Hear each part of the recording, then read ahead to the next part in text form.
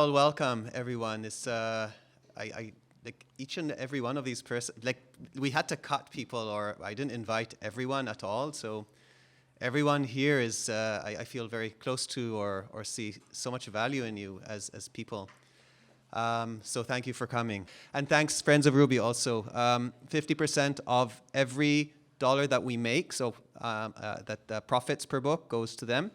So it's not a huge money endeavor for us, but I really hope a lot of people buy it so we can make a dent. So That's thank wonderful. you. I want to thank Kelsey on her snake pants.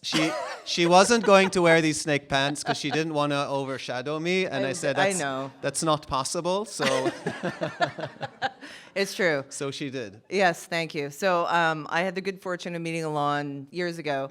We were going shooting guns. Yes, it was.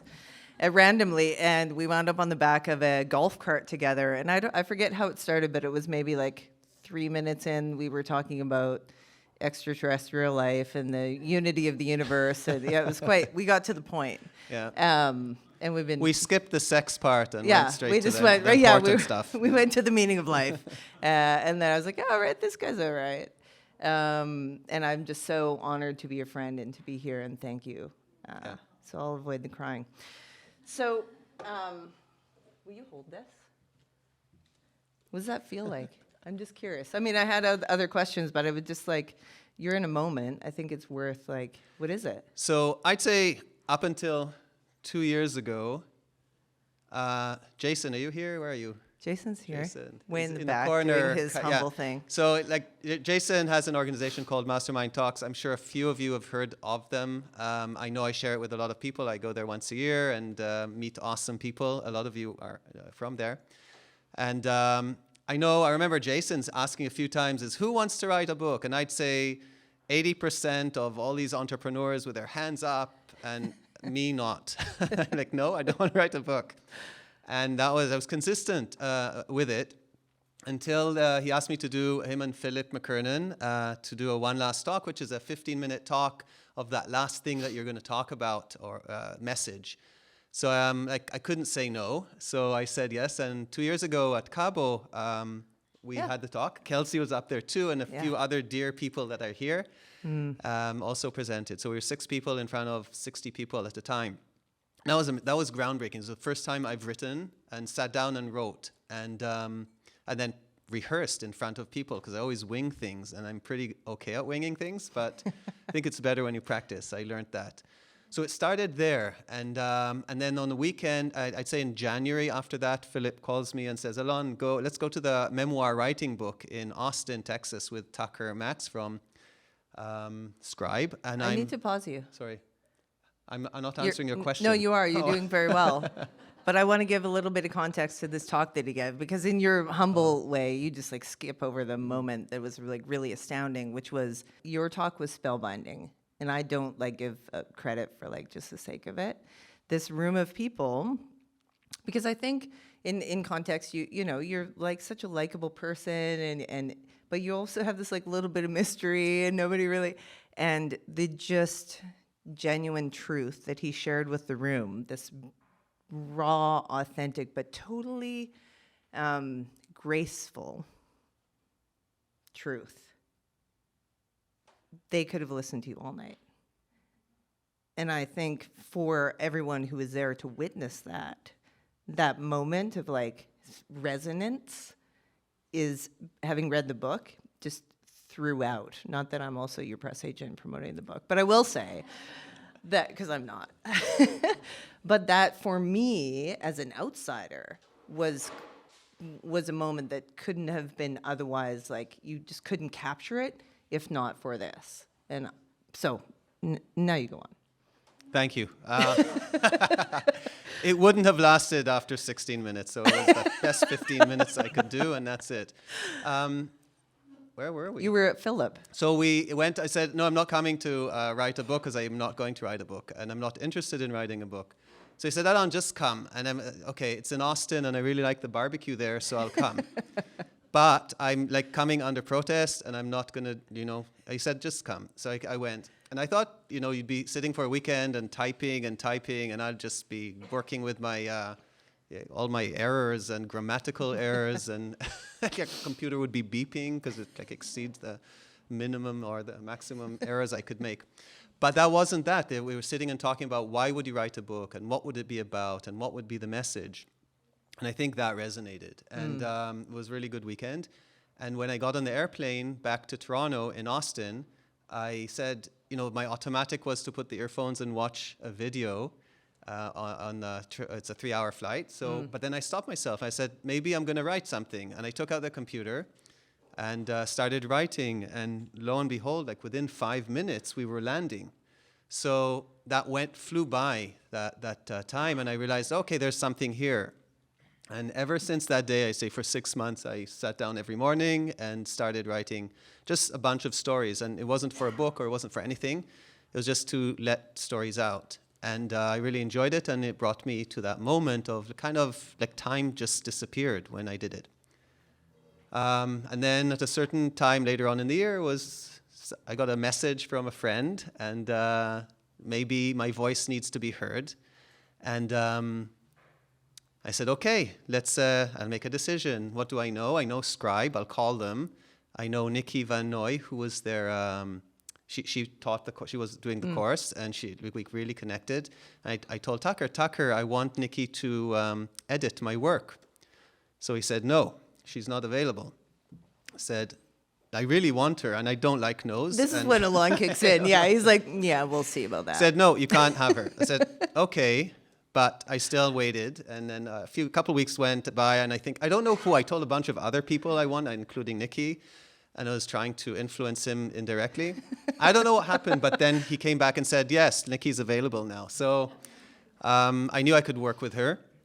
And that's where it started. And she took all these. I printed the papers, the stories, and put them all on my carpet.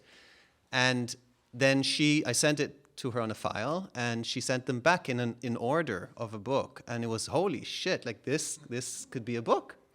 And that was the first time I realized that there's something there. So, kind of how it was born, I guess. And what does it feel like to look at it? Honestly, I've seen it so many times lately. It's just like being married it's after annoying 15 me years. Right now. Yeah. No, it's good. It's good. It's a book. What I care about is not this. Yes. What I care about is for it to affect people in a positive way. So my hope is that people who read it will take something, that will influence them in a very strong way. It all depends. It's because it's in the eye of the beholder. I mean, a bunch of people read it already, and everybody comes with a different angle, and it's so interesting. So I don't care that much about the book. What I care about is how it affects people. Yeah. So tell me, okay, so I'm going to reflect on two things. So one is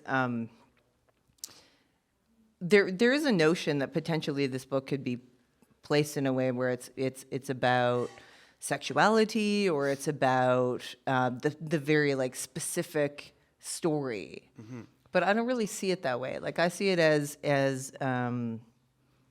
it's a bit, can be a mirror to anything that we're holding or carrying, or this like kind of signal of authenticity. Like, how do you feel? Am I? Yeah, no, so that's actually quite accurate, because to me, sexuality is kind of boring. It is what it is, but it doesn't define you. I think I was thinking about it, and I was thinking sexuality doesn't define you unless you hide it. And then the hiding of it defines you. It's almost anything you stop yourself from doing will affect you strongly. But if you live it, it doesn't need to affect. It's part of you. It's just another thing. So it's really a story of authenticity. Well, so when it comes down to it, with Tucker and Nikki, we're sitting. Yeah, they said, "Who are you writing this for?" So to me I'm writing it for, and I find that we go through life, and each period of life, let's say every 10 years, we go through different experiences, and there are a lot of commonalities that people experience that are common to the age group and the experiences in life. And at 30, my kind of issue with sexuality started kind of raising its head in me. And until then, it was kind of hidden well, and I was aware of it, but not. And I was busy with other things. And but from 30 to 50, I think you get a career and you get a direction, and kids happen, and then it's what's next.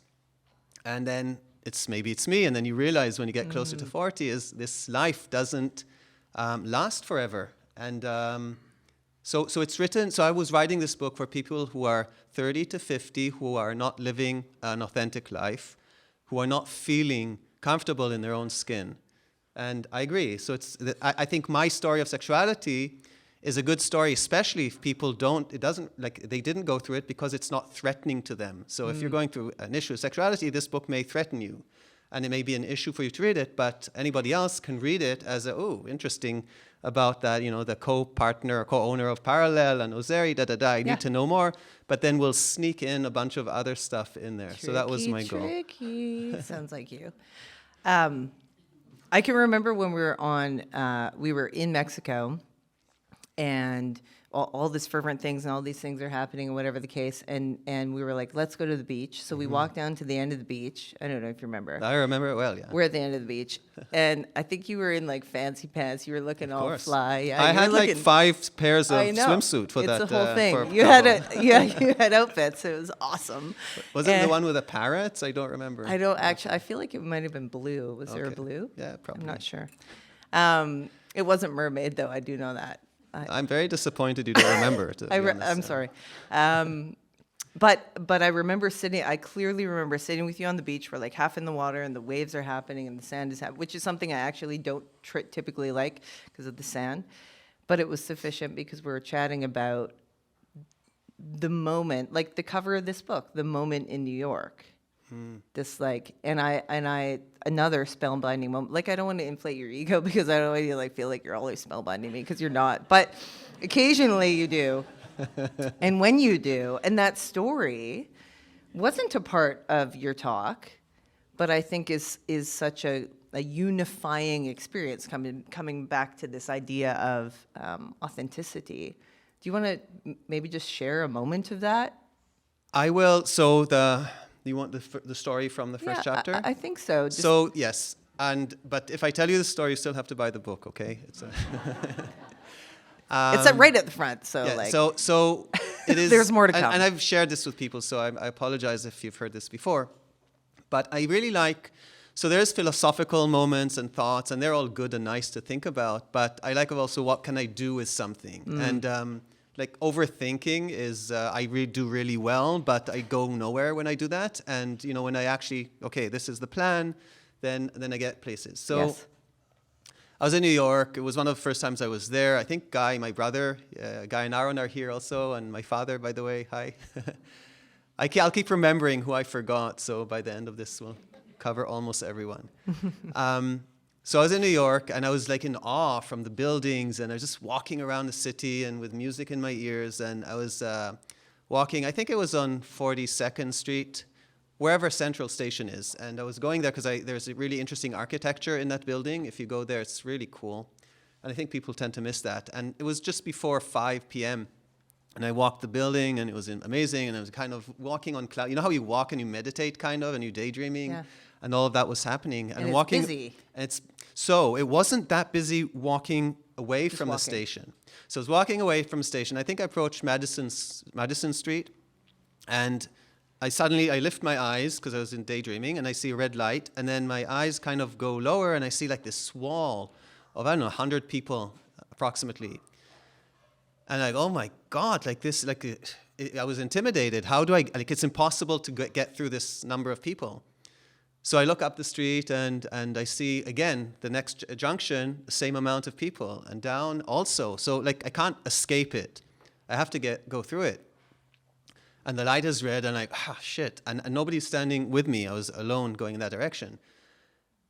And the light turned to green to walk. And I'm automatically kind of say, okay, I'm going to walk. So I take the first step, but I was kind of deflated. And I caught myself doing that. I'm really being aware of my physicality and stuff. Yeah. And I'm no, this way I won't get through. So I put my shoulders up. I decided walk with confidence. You New Yorked it. And I faked it. And I was looking through the crowd, say I'm going to get through there to the other side. And I just walked with more confidence. And the second step and the third step. By the third step, we made it closer to each other. And then I saw a crack in the people in that group, in that wall. because they saw me also. Because I always forget, I saw them, but I forget that they see me too. So, and that's in life also. We forget how we influence others, but we always, a lot of time, are reactive to other Yes. people. When we remember how we influence people, like we can turn people with our attitude, with how we are, and with our demeanor. So, yeah, as we got closer and closer, suddenly the wall opened a little and there was a crack, and I made my way towards that crack. And then I went through it, and kind of like the Red Sea departed. And it wasn't a perfect path. I hit my shoulder a couple of times, but I got to the other side. And then I looked back, and the wall was a wall again, and I couldn't see that path again. And like, okay, that's really cool. And then I'm thinking, what if I were a bird or a camera from above, and I never took that first step? Would that path form? And then probably not. So the path would never have formed unless I took those 3 steps with intention to get to the other side. So that's the first chapter. It changes. The whole book is different, by the way. This is... But part of that, too, is the embodiment of self, to just show up and be witnessed and seen by this whole wall of people so that they can, take their own action. You didn't force anything. You just did what you were doing. I was there, yeah. You were there. Yeah. Do we want to? I don't know how long we want to go. Do we want to do into the 3 steps? I mean, you're the maestro. I'm just your sidekick here. No, we'll do it after. Okay, we'll do it after. Yeah. We'll do so. Nothing's happening. We usually communicate without We speaking. normally so do. I know there's something off. Something off I think tonight. it's the pants. I need another beer. That's what it is. So hot here. But I'm okay, not taking off this jacket. Like, I bought it for this event. I And know. there's no way I'm It's taking delicious. it off. It's delicious. It's If you not, can feel thank it, there's going to be a lot of stroking later. It's beautiful. I'm gonna always take- jealous. yeah. Your style There's is. massive sweat stains working under here, but it's good. It It's looks navy. Good. It's Still working. looking It's good. good. Yeah. You're good in navy. Thank you. You're welcome. Although I wasn't planning on mentioning this, but I will mention. Oh, there you go. Oh, thank you. Thank you. What? Thank you, Ali. Service with a Star. smile. Well, actually, I'm going to go into something else, which is this idea of, as a person who is alongside of people we care about, I'm always curious about this experience of witnessing, like we're all, mothers, sisters, friends, brothers, sons, children of, when you see someone who's like bumping up against their truth. And there is a kind of a piece that's, I at least in my own life, I find funny, because sometimes I spend time bumping up against the truth, and then I have some kind of moment where I decide to walk through it. And then the people who care for me most are like, it's laughable to them in a way. They're like, yeah, no, of course. We kind of already saw that about you. It was only you who were holding yourself back. But what would you say to the people who are surrounding the person who's taking the step? Like, sometimes at least for myself, when I see someone who's taking the step towards self, towards their soul, or, however far we want to get into the woo. But it's not even woo, it's just being fucking human.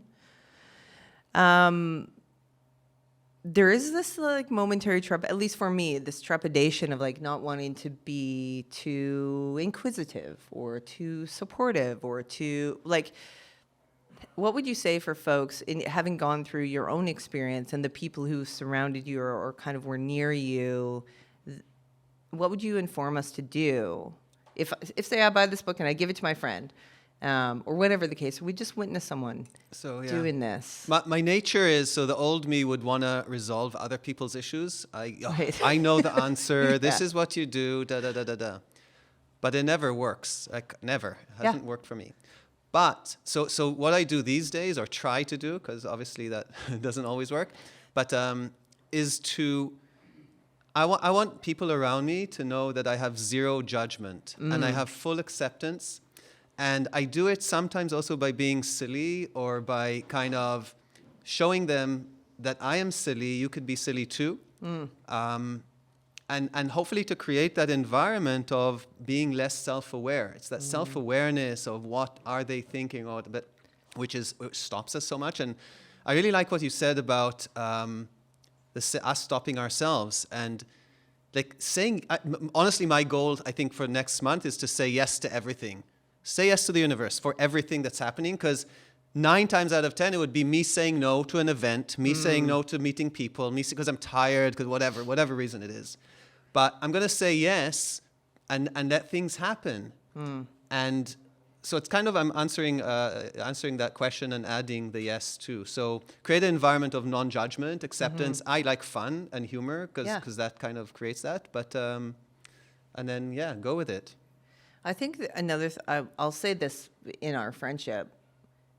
You're very good too at being genuinely curious, and not in a like overt way, but just in a way that invites a person to go as far as they care to. You know, this idea of giving someone the stage to dance on, and if they don't want to dance, you're like, all right, that's fine, we'll do some other thing. But I think that the invitation to be seen, just without judgment, is a very rare experience for people. Yeah, I agree. I think so. So in your own now this is maybe where we didn't rehearse this part, so tell me to stuff it, but this is pretty being seen. So it's funny. Thank you for that. Thank you for reminding me that. Until 2 weeks ago, it's such a weird thing, and if we can go after to questions from the crowd, if anybody has a question, I'll be happy to answer. But until 2 weeks ago, it was, okay, I wrote a book with help, because honestly, Nikki saved me with a lot of the grammar and everything, and it's not all me, but I did write it all. So until 3 weeks ago, it was, okay, I'm writing a book. I can sell maybe 200, 300, 400, 500 copies around North America, down, and that's it. But 3 weeks ago, my automatic self, I'm kind of, it's we're entrepreneurs, and I push. Like, it's my nature to push almost. I don't, it just happens. And my brothers, sometimes it drives them crazy, sometimes it works. But it's just there. So I said, okay, a PR, and is Fenella here? Fenella, hi. So I met Fenella. She interviewed me for UFT, and she, Donovan, how are you? Let's talk to a PR person, and okay, let's see if then she said, we agreed on something, and she went to work, and within a week, holy shit, what do we have? We have Toronto Star this Sunday, full-blown article, photo shoot, everything. CTV was this week on weekend. CTV Morning National is on Monday. Next week is CBC Radio. It's here crazy. And now. It's It's fucking so crazy. So I worked with Fenella, and then with another person, with Nathaniel, and who does PR for books specifically. And it's not that I didn't look for these people. They just happened. I said yes. But then 2 weeks ago, I'm suddenly, oh my God. No.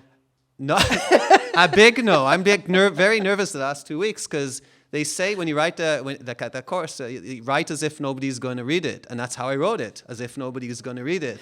And now, suddenly, okay, more than what I thought. And it's kind of a illusion of control that I had with 400 people. I don't know why I thought of that number, but I had comfort with that sense of illusion of control. And now it's gone to the shit. Man. So we don't know. I don't know where it's going to go. And but I'm definitely insecure about it, because this is a very raw book. I think the most common word from all people is raw, and then everybody had their own take on it. So I'm a little nervous. I was a little nervous yesterday and today, but now I'm better. So I forgot what the question was. You did it. You landed it safely. Okay. But I think to follow up on that, I think what's been beautiful about watching your process, and then we'll do Q&A, has been you had this kind of, I'll describe it as like a tone, like a ringing, a center, a thing that was yours, and you're knowing about it. And then you were informed by people, and you sought help, and you asked advice, and whatever the case. But there was always the piece that maybe it was that piece you're like, I'm writing it, no one's reading it, and I just know what I'm doing, and I'm working on that. And I think that is part of the beauty of a book, and at least for myself, reading books that really hit me, I think they were written just from truth and without, so this is a little bit of a like meta authenticity. You were pretty authentic about your authenticity. I'm too authentic, I think, but it's okay. But that's when it works. I will see. Because that's a mirror to being human, is that, when we're all looking for that true, I mean, there's a comfort, or there's a safe place that we can see when someone else is able to do that. So, I personally thank you. Thank you. I thank you for being here with me, and I feel comfortable and safe with you. So thank you. Oh, I love you. Okay, let's hit the Q&A. Does anyone have? Oh, that was quick. All right, you're in. Do you want to $20 to anybody who doesn't ask a question? So 50 if you do. Question: what the process of creating the book? Whether it's writing or creating. So I think at the beginning, when I sat and wrote the stories, and I felt time disappear. So I'd sit, write, and then, oh my God, like 2 hours went by. So that was real, and that flew. Like, it's as if it was. I hate to say it, but it was born. It needed, the stories needed to come out, literally and figuratively, and so that was, I think, the most. I really. All putting together the book was interesting, and I did go with gut. So the illustrations and stuff like that, it was fun, but I wasn't doing the work. I was like, I know what it needs to look like, and when we got there, we were on the money. That was fun, and that was more, I'd say, my kind of business marketing kind of eye and feel. But the core truth came in the writing itself. Yeah, but you also said that you were afraid that you couldn't write anything in Hebrew, never mind English. Yeah. And you just... Yeah, I don't know what happened. It's I think, no, but it was that one last talk that did it. And then I'm going to drop a psychedelic bomb. So I went, we were in Cabo, I went registered to a psychedelic weekend, but a level 1 psychedelic weekend, which is a very mild MDMA, mushrooms kind of weekend with full support, with everything. I was like a psychedelic mega virgin. Time out. Yeah, the psychedelic naive who's never done anything. I'm like, Alon, are you sure, man? Like, you don't even smoke cigarettes. What is your story? Exactly. So that going into that, and lo and behold, and we have a couple of friends who are brothers and sisters to that experience, that changed. That the medicine didn't get to Mexico, and they were all acting funny. And then they're, okay, guys, we're going to go with a local medicine. Plan B. And Plan B. And we feel we trust the source, we trust the people. I'm like, okay, like, I don't know. And like a couple, the support staff that were there were getting excited. And I'm okay. And rumor, like, talks were, like, they were talking about what it is. And I wouldn't know any different. But turns out it was a toad venom. So it's 5-MeO, DMT. And it's a level 4, like, die and rebirth. 4.8. Which actually happened. That's what happened to me. But I think that had something to do also, that going through that tremendous like fear and that death experience and that kind of rebirth that did do something to me. I don't know what it is. So I'm not pushing everyone to run and do it, but this is my experience. So it did me a lot of good. I did it again also, and died again. So. You're a death kind of guy. It's something, yeah. Like from here, we're going to the S&M club to. Sam, are you here, Sam? Yeah, I was gonna. Sam's going on. Okay, he's worried. Okay. He's Sam's my sleeping partner, right by the way. Okay. Any other questions about S&M or? Mike. Hello. One, what's your favorite coffee in Toronto? The coffee man. And the second, as you know, authenticity is a topic near and dear to my heart, and I was journaling about a very specific aspect of that this morning. And in any given moment, we have this cacophony of voices. The common's the coffee answer. So, but every day has a different. So Saturday and Sunday. Saturday is the common on Bloor Street. When we go for coffee, it's the common on College Street. Every other day, it's jet fuel. There are a few others, but yeah. So that's the coffee answer. There was a less important question after that. What was that? Authenticity and the voices. Listen, I have shitload of voices in my head. I find that, and I won't go into detail, but I was just talking to my brother about that the other day. I found that it's really weird. I'm very sensitive. I have a lot of allergies and stuff. My whole life I had allergies. And so my whole life I had eczema in my skin, and the doctors are, you have asthma, you have skin asthma, that's how it is. Here's the cortisone, just lather your body with it. And I think I'm like 80% cortisone, because until age 35 or something, I'm applying cortisone all over my body. Bless you. And but then I discovered that I'm allergic to fish, to certain fish, not all fish. And it's like fish, and then an allergist told me I'm not allergic to fish, but whenever I eat fish, I get the eczema. And I found that, so I'm telling you this story because that's a real example. I see it the next day, I'm itching, and I really need cortisone.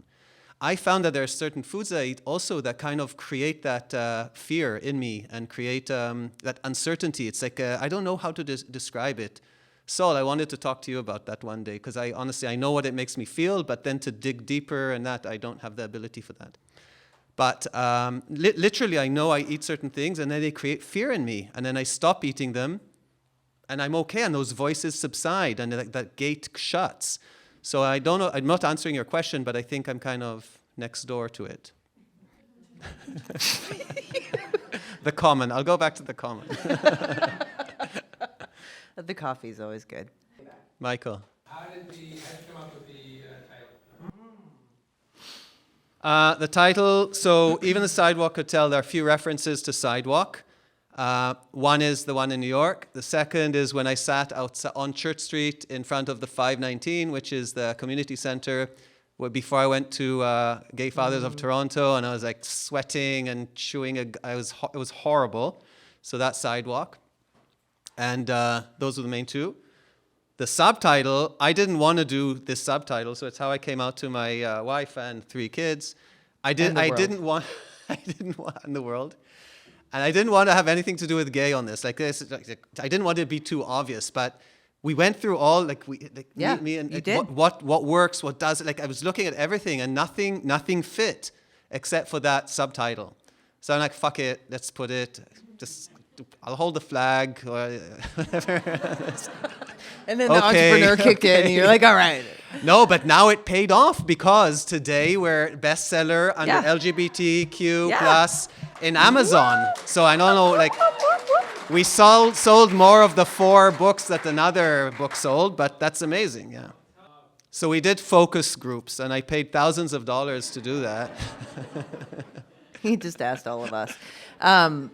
But I will say, I remember a cover that had the rainbow across the thing, and I liked it, but I'm glad you did this.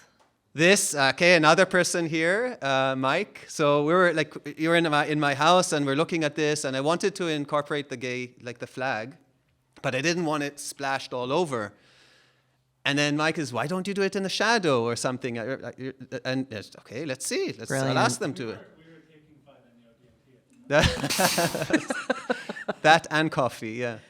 But so that was Mike's subtle. idea, and I think it beautiful. works. Yeah, it's subtle yet clear, so it gives a message. Next level. Okay. I'm sorry I don't know your name. Gabrielle. Gabrielle. My first question is about the movie rights. And the second one is about what do you think had to happen for you to be able to be ready to tell this story? So I think a big part of me is putting myself in very uncomfortable situations. And I do that continuously, like Mastermind, going to these yearly. I was 2 weeks before it started at the beginning, the first few years. I suffered to see large groups of people and alphas and entrepreneurs and all that. Like I suffered. Even the sensitive moments, I remember we were teamed up for a intense human experience where the step to the line thing, it was like, tell your truth. You weren't into it. Why? We almost cried when we did that. I cried. You were judging me. Um, You were. It's we were okay. both crying, I think, no? Eventually. Yeah. It took a long time to get you over You know, the you line. grabbed though. me by the nuts and I squeezed. was, I it was did. I hurting. was like, It really get hurt. into it. Jesus. So It's our relationship. that was the last time a woman touched me. What was the question? Sorry. So putting yourself in uncomfortable We digress. situations. So I think also one step at a time, like not thinking the end result. Like I'm not going to the end. Like I didn't Yeah. think there'd be a book, but I'm writing. And then, okay, let's try this. And then, okay, let's try this. And then let's get PR. And then, holy shit, yeah, it's happening. So it's not it's being like a goldfish, not too bright, but having a direction. and it's going and going and make things happen. Yeah. I love you. I'd like you all to take out your phone, please. I know you must always keep your phones and go to notes. Phone. Okay, so go to notes or go to email or something you can write something on. And so I don't want to be philosophical here. I want to, It's safe. No, it is. yeah, very. And what I want you to do is, what I find is the 3-step kind of thing. So I told you about the story about in New York and where you take 3 steps. So if we take that idea further, meaning let's think of something you want to attain, to achieve, something that you haven't touched yet, something. So I'll give you an example. I'll give you my example, and then I like Prince Edward County, but it was a pie in the sky. Like my friends have told me about it for years and all that, and then eventually I went once, and it was, wow, this is really cool. And I'm thinking, wow, it would be really cool if I could do something here. So I'm like, okay, but I don't have the money. I'm not going to buy a cottage. I don't have a time. I have my kid. I need to da. But I said, I want it. So what are the steps I can do? So I said, okay, I'm going to find a realtor in Prince Edward County. I'm going to talk to my banker to see what can I do about mortgage. And I'm going to visit the place a little more, a couple times more.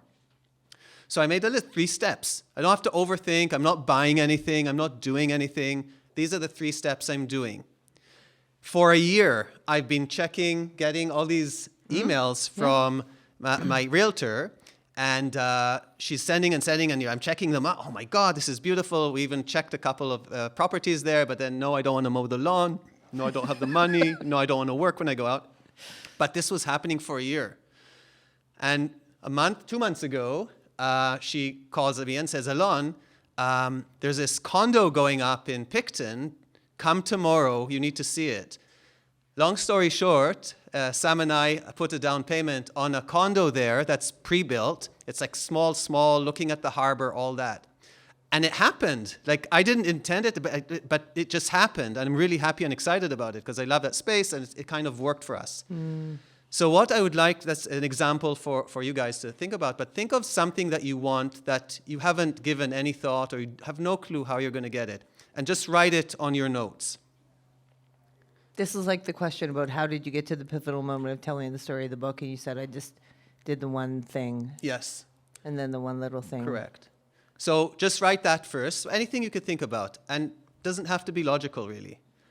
And Does it have to be all the way to the big goal? No, Or can it be a just what midway you point? want. This is a Yeah. star in the sky that you want.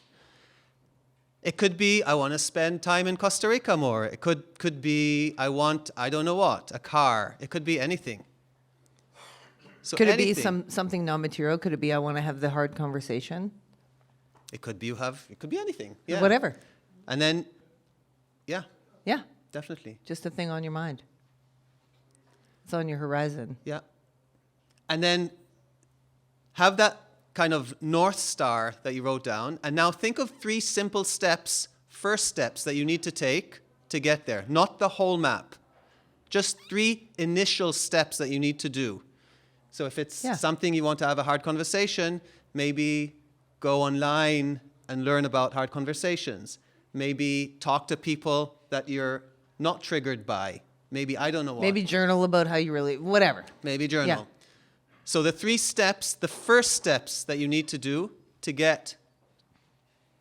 move you in that direction. It won't even get you there. The beauty of this is by doing these 3 things, writing them down first and then taking action, it will bring you closer to that point. It doesn't mean you're going to get that because maybe you won't like it. Maybe I discover I don't like Prince Edward County. Yeah. Maybe it's shit. And the cow shit, I don't like it. But maybe not. But at least I did things to get closer to it.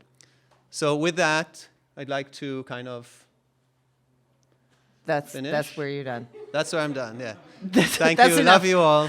Thank Yeah. you, everyone, for coming. To Alon, you're beautiful. I love you. I love you. Thank you.